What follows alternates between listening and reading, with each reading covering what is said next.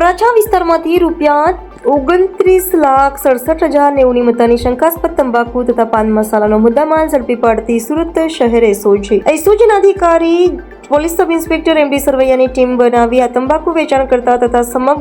સંગ્રહ કરતા ઇસમો પર ચાંપતી નજર રાખવામાં આવી રહી હતી। આ દરમિયાન સુરત શહેર એસઓજીના આસિસ્ટન્ટ હેડ કોન્સ્ટેબલ જગદીશભાઈ શાંતિભાઈ તથા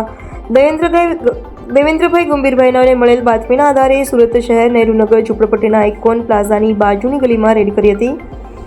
તે નીચે મુજબનો મુદ્દામાલ કબજે કરવામાં આવ્યો છે। મારુતિ ગોલ્ડ પાન મસાલાના મોટા પેકેટ નંગ 10,200 જેની કુલ કિંમત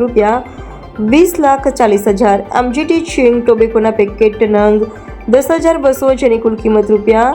₹5,10,000, ઇન્ડિયાઝ ફાઇનેસ્ટ બ્લેન્ડ એસકેજી નેટવેટ પેકેટ નંગ 6 જેની કુલ કિંમત ₹15,000,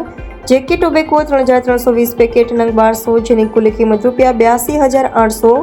ચેની તંબાકુ પ્રીમિયમ ફિલ્ટર મોટા પાઉચ નંગ 330 જેની કિંમત ₹50,490,